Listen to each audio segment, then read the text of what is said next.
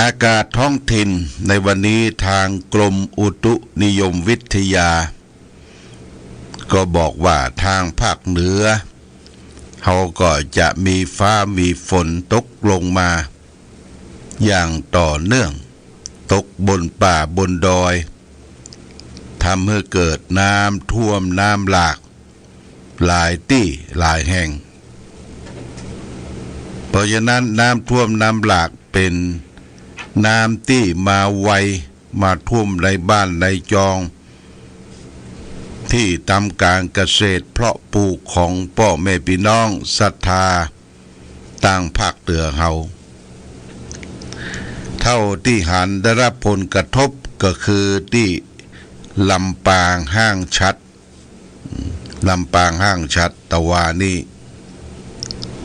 แล้วก็วกมาที่เวียงป่าเป้านี่ก็ที่เจียงไฮ้และที่บนดอยม่อนแจ่มแล้วก็หลายที่หลายต่างตั้งวังเหนือก็โดนนะวังเหนือ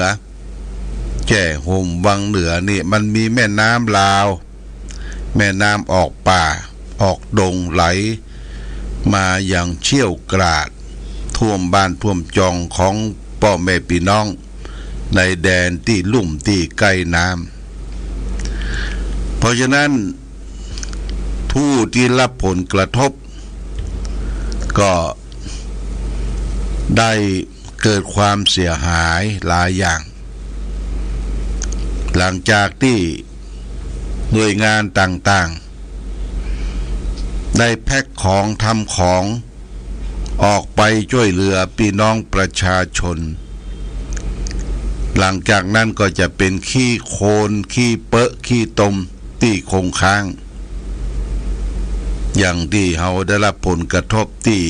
แม่อายที่ฝางน้อยหนึ่งแล้วก็ปุ่นบ้านใหม่หมอกจามอันนี้ก็ผ่านพ้นไปก็ได้รับความช่วยเหลือจากหน่วยงานต่างๆทั้งพระเจ้าประสงค์ส่วนท้องถิ่นต่างจังหวัดก็ทางลังกันมาช่วยอย่างที่เชียงรายนี่บัดนั้นหายดีก็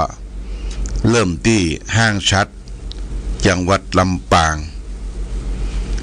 ถ้ำขุนตาลที่เราไปรถไฟญาติโยมรถไฟน้ำได้ปัดเอาดินสไลด์ลงมาปิดหน้าถ้ำขุนตาลก็ทำให้รถไฟบ่สามารถที่จะเดินผ่านมาถึงเชียงใหม่ได้เชียงใหม่ก็ผ่านเข้าไปบ่ได้เปิ้นก็รีบเร่งทำเพราะฉะนั้นผลกระทบในครั้งนี้ทางท่านอาจารย์มหาสมชาติคลื่นสีขาวจังหวัดลำปางก็ได้ประชาสัมพันธ์เชิญชวนญาติโยมท่านสาธุชนท่านผู้ฟังทั้งหลายได้ช่วยกันให้หอมปัจจัยที่จะได้ร่วมไปมอบคือแก่ผู้ประสบภัยหน่วยงานต่างๆก็ดังที่เราได้หันที่ญาติโยมได้ช่วยกันที่ผ่านไลน์ผ่านมือถือแม่จงดีเชื่อกันทาไปแล้วอันนี้เป็นส่วนหนึ่งแต่ว่าก็ได้รับบริจาคจากคุณแม่แก้วลูนไซตระกูลบ้านหนองยาวใต้บอกว่าโอนผ่านบัญชีหลวงพ่อได้รับเรียบร้อยแล้วเน1,000 บาทหลวงพ่อก็ตั้งเก้าไว้ 3,000 บาท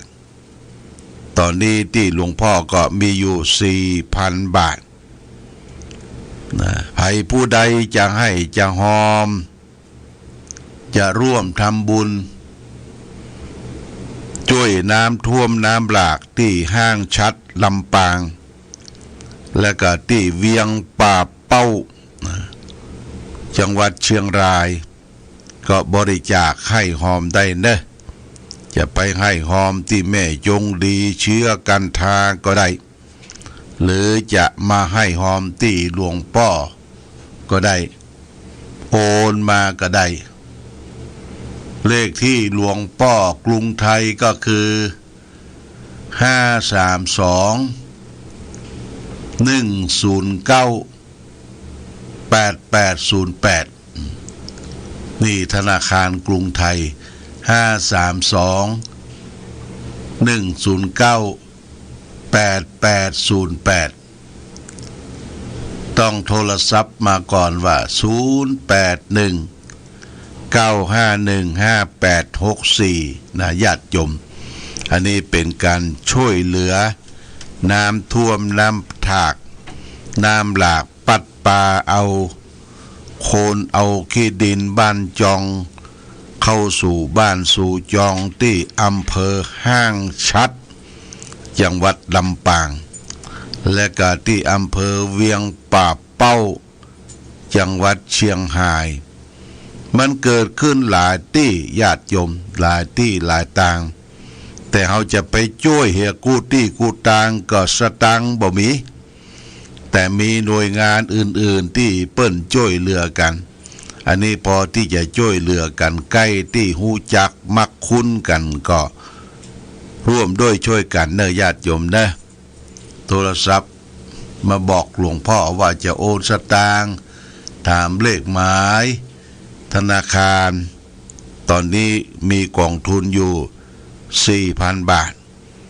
ถ้าได้หนักได้น้อยอย่างใดก็จะโอนไปที่ท่านมหาสมชาติขึ้นสีขาวและก็ที่เวียงป่าเป้าตุลุงดอยอันนี้ก็แจ้งญาติโยมท่านสาธุชนทั้งหลายรับทราบมาณโอกาสนี้ก็ต้องขอบคุณกับแม่แก้วรูนไสตระกูลที่บริจาคตะวา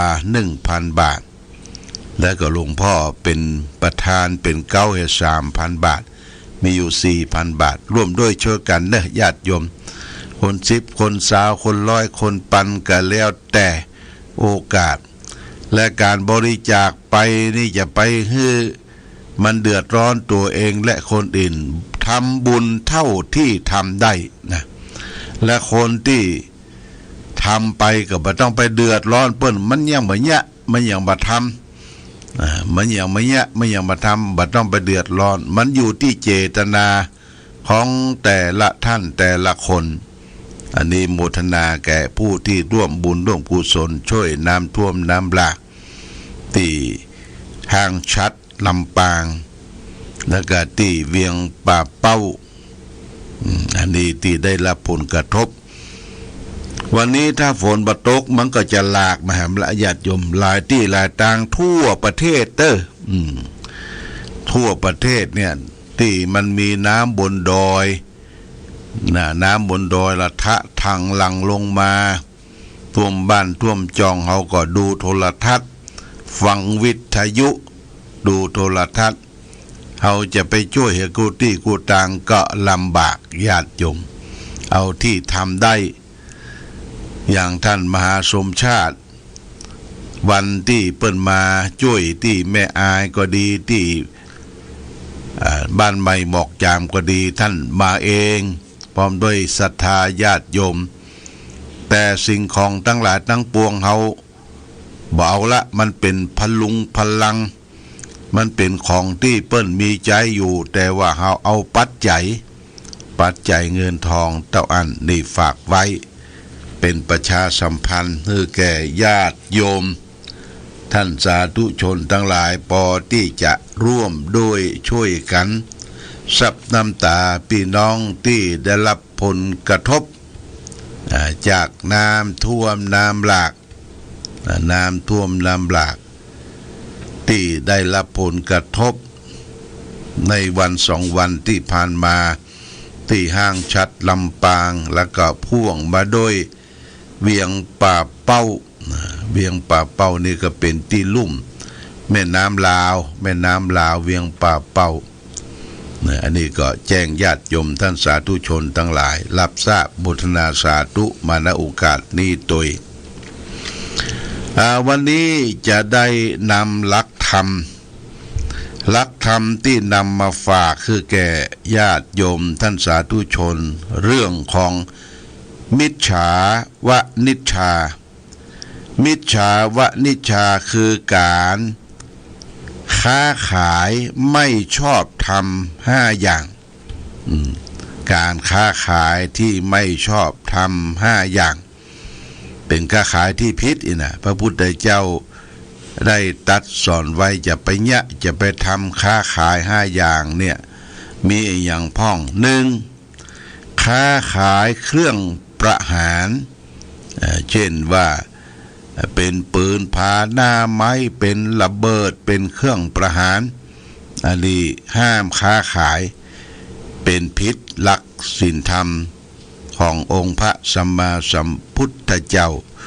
2ค้าขายมนุษย์ประเด็นนี้กฎหมายแรงค้าขายมนุษย์ตั้งช่องตั้งอย่างค้าขายมนุษย์แต่ก่อนนี่เป็นค้าขายกันเอาไปเป็นทาสรับใช้ในสมัยตั้งแต่กรุงสุโขทัยกรุงศรีอยุธยาพ่วงมาถึงกรุงธนบุรีกรุงรัตนโกสินทร์รัชกาลที่5เปิ้นประกาศว่าห้ามค้าขายทาสค้าขายมนุษย์เนี่ยเพื่อคนเฮาได้เป็นคนที่มีอิสระบ่ต้องไปปีนเบี้ยร่างทำการทำงานเนี่ยคืออยู่ด้วยความรักผูกพันมีกิจกรรมมีหน้ามีตาเหมือนกันมีสิทธิ์ที่ได้เกิดมาเป็นมนุษย์เป็นคนห้ามค้าขายมนุษย์อันนี้ก็วกมาถึงปัจจุบันแต่ก่อนเปิ้นตั้งช่องตั้งหยังหลอกผู้หญิงไปขายไปโดดต้มไปขายแล้วก็บังคับบัญชาให้คนหาสตางค์ให้แต่วันหลังวันลูนเนี่ยเงินที่ได้จากส่วนนั้นน่ะนะญาติโยมส่วนนั้นเฟื่องฟูมีรถยนต์มีจิปาถะสปะมีบ้านมีช่องเฮาไปอาศัยการที่เปิ้นบ่ยอมไปทำค้าขายมนุษย์เนี่ยเงินทองได้มาก็ได้บ่สมบูรณ์สุดท้ายมันก็จะอันตรธานคือสิ้นไปหายไปสุดท้ายก็จนหมดจนเสี่ยงนะนี่ค้าขายมนุษย์ปุตาพิษลักธรรมค้าขายพิษคำสอนของพระสัมมาสัมพุทธเจ้า3ค้าขายสัตว์เป็นและสัตว์ที่ตัวฆ่าเป็นอาหารอันนี้ถ้าหลีกได้ก็หลีกนะญาติโยมแต่บ่ผิดกฎหมายค้าขายสัตว์เป็นเนี่ยนะแต่มันผิดศีลผิดธรรมมิจฉาวนิชฌาค้าขายวัวควายเป็ดไก่หมูหมาที่เปิ้นเอาไปฆ่ากินจิ้นกินเนื้อนี่บ่สมควรที่จะไปค้าไปขายเป็นกบเป็นปลา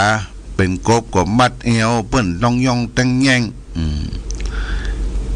แต่ก่อนเฮาไปตังลำปางตังแม่พริกเขาจะเอาแย้ญาติโยมแย้เนี่ยมามัดเอวห้อยต้องย่องต้องแย่งเป็นที่ลำบากตาล็อกแลกโอ้ดิ้นรนขนขวายเพื่อจะหาอิสรภาพบ่ได้อาตมาเคยไปพบแล้วก็ซื้อมาเอาไปปล่อยที่ปุ้นบนวัดพระธาตุศรีมหาโพธิ์พระเจ้าใหญ่มันก็เกินมันก็ขุดดุมขุดอยู่ของมันสืบพันธุ์ของมันอยู่ได้นี่เป็นแย้ลำปางแล้วไปปะแลนแหมญาติโยมแลนเปิ้นมัดแป้มัดเอาตั้งหางมากับตั้งหัวมัดแป้แลนขายว่ามันจะตายละก็ซื้อมาตัวหนึ่งเอามาถึงวัดพระพุทธบาทอุดมแล้วมันมีต้นไม้ใหญ่หลายต้น เขาก็เอามีดเอามียับมาตัดเชือกที่มันมัดแป้แลนั่นนะบอกกองมันเป็นอิสระญาติโยมมันก็งกหัวลงแล้วก็ล่นแล้วล่นเว้ยตัวขึ้นต้นไม้ใหญ่โอ้มันว่าขอขอบคุณมันให้ชีวิตมันเป็นอิสระแต่มันก็จะตายอยู่ขอให้ตายแบบธรรมดาสิ้นอายุไขมันขอบคุณนะญาติโยมนะอันนี้เปิ้นบ่ฮื้อค้าขายสัตว์เป็นและค้าขายเนื้อสัตว์ที่ตัวค้าเป็นอาหารข้อต่อไปข้อ4ค้าขายน้ำเมา โธ่น้ำเมาก็คือสุราเมลัยเครื่องดองของเมาอันนี้เปิ้นก็การค้าขายเนี่ยเป็นค้าขายที่ผิดข้อที่4บางคนก็ไปคิดว่าจะตั้งร้านเหล้าขายกินต้วยขายต้วยนี่โอ้บ่รวยญาติโยมนะกินต้วยขายต้วยหมดแรงคนก็มาตุ๋มเหล้าดองค้าขายสุราก็บ่ปิดคนที่มาตุ่มมากินอู้กันบ่ปิดก็ทำมือเสียเวลาต้องไปเฝ้าเขาอยู่ปิดร้านเมื่อใดถึงจะปิกเมื่ออันต้องบริการหาบะขามหาของเปรี้ยวหากับแก้มมาให้คนกินเหล้าเมายานี่ญาติโยมนี่เป็นการขายพิษข้อหนึ่งนะค้าขายน้ำเมาไปมอมเมาให้เขาเมาตั้งอยู่ในความประมาทพังเผลอดีบ่ดีก็ทะเลาะวิวาทกันเกิดโรคเกิดภัย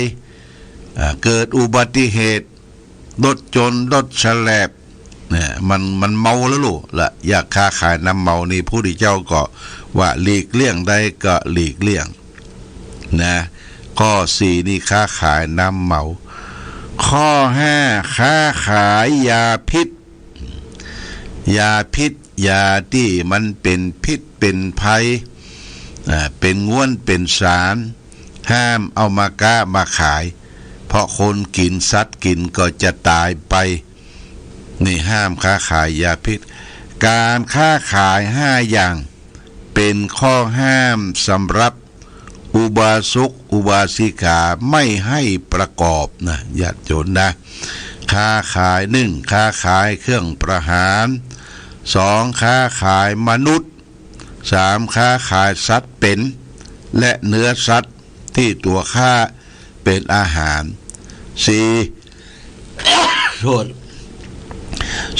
ค้าขายน้ำเมาค้าขายเปิดร้านเหล้าน้ำเมาน้ำเหล้านี่โอ้ตามที่เราได้ทราบข่าวที่กรุงเทพเหล้ายาดองทำให้คนตายไป10 ปายญาติโยมนะมันเอาอย่างมาดองโมเตียก็มีง้วนสารพิษต่างๆเอายาฆ่าแมลงมาผสมตัวให้คนเฮาได้ไปซื้อกินแล้วก็เป็นพิษเป็นภัยนี่ค้าขายน้ำเมาสุดท้ายค้าขายยาที่เป็นพิษคนได้กินและเป็นพิษเป็นภัยฆ่าตัวตายเป็นยาพิษนี่ก็เป็นการขายที่พิษ5ประการอุบาสกอุบาสิกาไม่พึงประกอบถ้าหลีกได้ก็หลีกเว้นเถอะญาติโยมเฮาก็มาเสาะหาตังสัมมาอาชีพสัมมาอาชีพนี่คืออาชีพที่ถูกต้องประพฤติศีลพิษธรรมคำสอนทำไร่ไถนาเพาะปลูกพืชพันธุ์ผลไม้ต่างๆพืชพันธุ์ผลไม้สิ่งที่ล้มลุกผักกาดผักจีของกินของใจจักไข่ตะไคร้จักไข่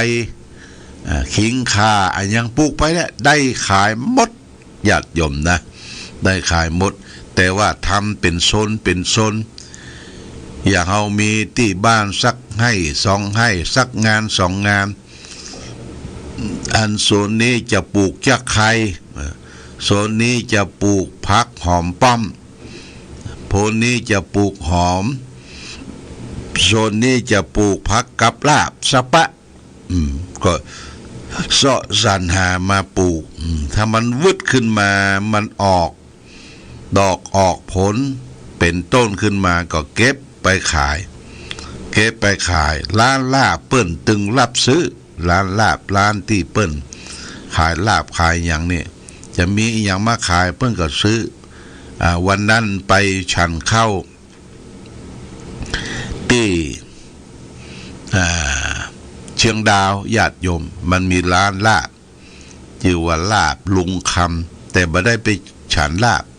ไปฉันปลาต้มเปิ้นต้มปลากังคำเดียวมีรถปิกอัพกันหนึ่งมาส่งพักกับลาบญาติโยมพักกับลาบแต่ก็สั่งลาบคั่ว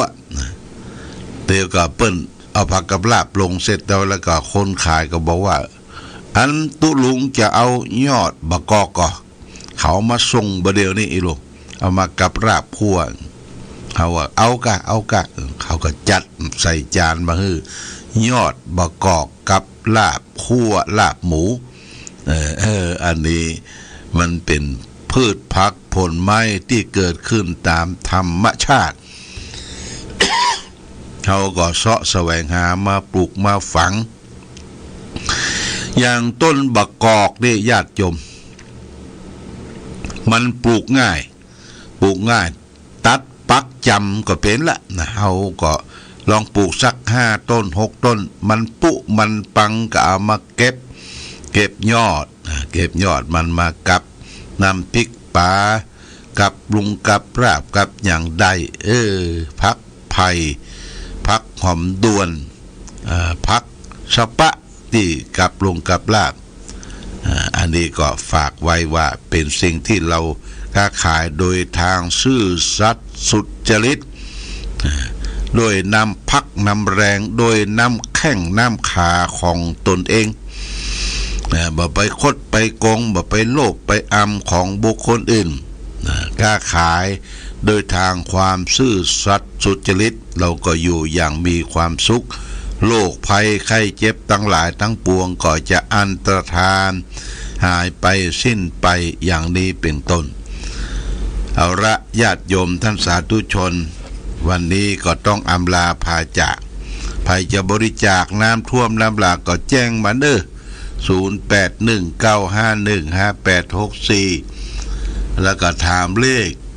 ธนาคารโดยเป็นการโอนง่ายไม่ได้โอนออนไลน์นี่มันง่ายแต่มาก็จะรวบรวมเป็นปัจจัยเป็นกลุ่มเป็นก้อนเอาไปส่งที่ห้างชัดที่มหาชมชาติส่วนหนึ่งแล้วก็ที่เวียงป่าเป้าแหมส่วนหนึ่งก็แจ้งญาติโยมท่านสาธุชนทั้งหลายมาณโอกาสนี้โดยวันนี้รายการธรรมประทีปส่องต่างต้องขออำลาพาจากญาติโยมท่านสาธุชนไปก่อนรายการธรรมประทีปส่องต่างต้องขอลาก่อนขอผู้ฟังจงตั้งมั่นจิตหันษาด้วยธรรมะขององค์พระพุทธาได้นำพาให้เกิดความสุขสงบเย็นขอเจริญพร